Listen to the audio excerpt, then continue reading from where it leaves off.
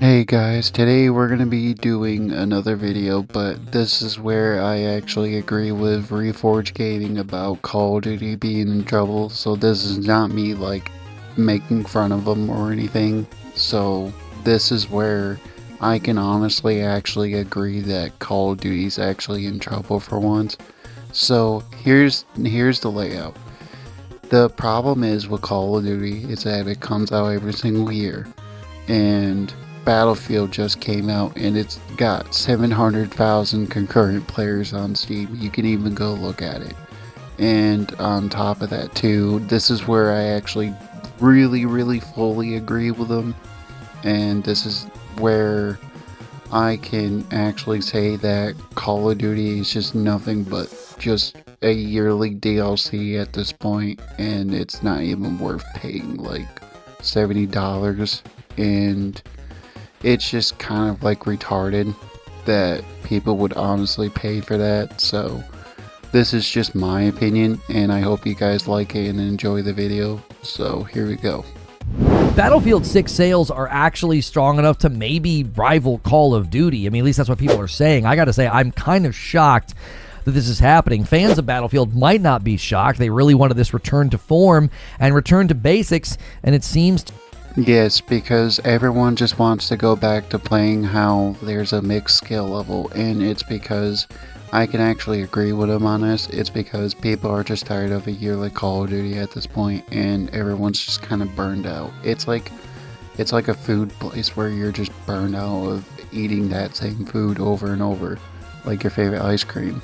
So to have significantly helped. Now, I knew they were making a strong push this year to potentially shift the scales more than ever before, but the sales results are honestly impressive, and I actually think this is likely a worrisome development for Call of Duty. Now, I'm going to explain why before we look at the sales numbers. Why? Because they should be worried that Battlefield is going to be coming back, and the guy who's a former director of Call of Duty is going to be back into this because he wants to make a good FPS. There's no stupid cosmetics, there's no stupid DLC weapons or anything like that. So should Call of Duty care that Battlefield 6 is doing well? I think many people are quick to dismiss this because of the size, the annual success, and the engaged player base in Call of Duty is quite large. Well, first and foremost, live service games like Warzone are not just competing for your money. The more important thing they're competing for is your attention.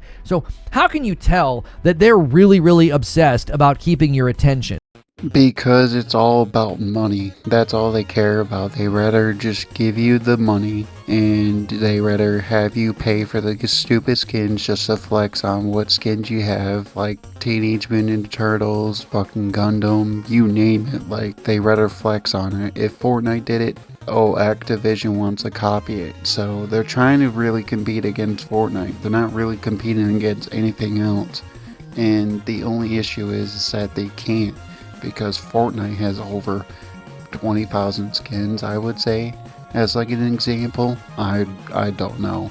They got so many different skins that it's hard to keep up. So, well, first and foremost, if you look at BRs, Battle Royales in particular, what do? They're constantly changing the map. They're constantly updating the meta and weapons and doing really big events. Now, why are they doing that? Because they want you to constantly feel like you need to stay in the game. There are daily challenges, weekly challenges. Because they want you to go with the meta. That's the issue. They rather have you go with the meta than not go with the meta. Okay? The problem is that people watch streamers because they think that they're good at the game, and that's why they have SBMM and EOMM, which you're gonna leave that part out, of course. So XP, battle passes, things to unlock, things to work on.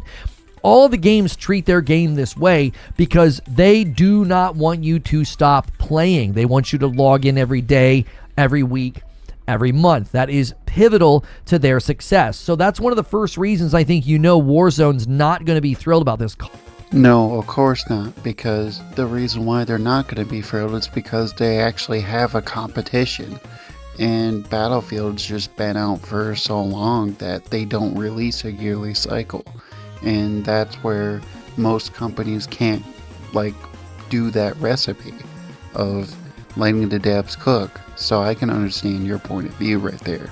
So Call of Duty is not going to be thrilled about this because this is a threat to maintaining that attention rhythm with their player base. If you get people that are playing Battlefield, they're like, yeah, I'm just kind of rocking with Battlefield right now. I don't care about that event. I don't care about that new season. I don't care about Black Ops 7. That is a cause for concern for Call of Duty.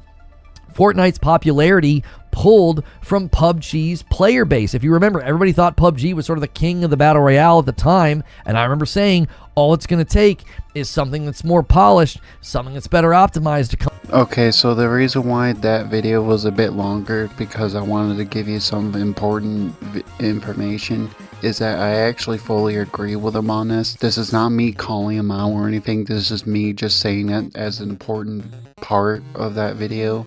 So this is where the issue lies, is that Call of Duty comes out every single year. It's basically a DLC at this point. COD HQ is just fucking retarded, and it doesn't even really help them out because all people play is just damn near Warzone, and nobody's really pumped about Black Ops 7 because it's in Going Pass.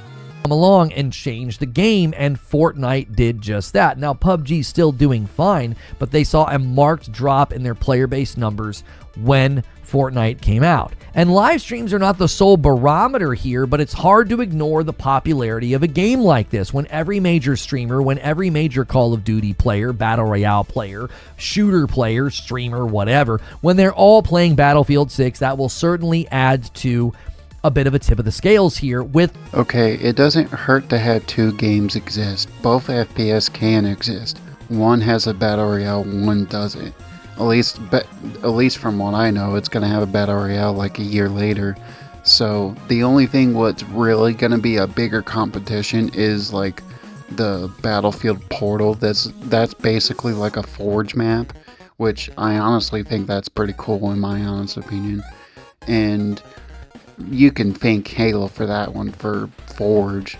So basically, it doesn't hurt for two games to coexist, okay? Two games that are FPS genres. It doesn't hurt for that, okay? Now, COD streamers, I know that I'm going to sound like a broken record, they might be pissed because Call of Duty doesn't have that, you know? So... respect to the thing that I was just talking about, which is attention. If you want the attention of players and gamers, and major streamers are hailing this as a triumph and a fun time, and like look at the player base numbers, it's hard to ignore. So in light of all of that, yes, I do think Call of Duty is worried about losing attention of their daily, weekly, and monthly active users. When your average estimates right... Yes, that's because of COD HQ, and that's the bigger issue in lies, because oh, let's see, oh, they rather make a COD HQ that doesn't work so well. And on top of that too, they rather just literally have all the games all in one that's like close to 500 gigabytes, okay? And that's where the issue in lies, is that people don't have enough space because of how big the games are going to be. And that's thanks to Call of Duty.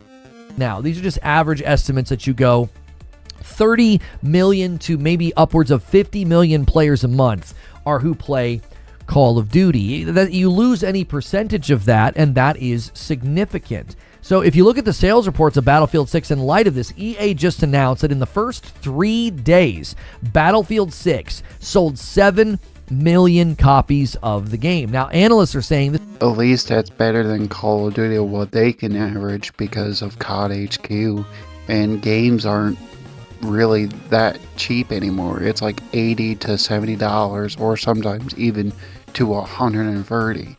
And thankfully, fam, that's the end of the video, and I hope you guys like it. Like it if you like it, dislike it if you don't like it. Leave down in comments below if you want more, and hit the notification bell, and subscribe, and join my Discord. It's free, so if you guys want more, please hit the bell, and I would upload more. So I figured I would make you guys like a short video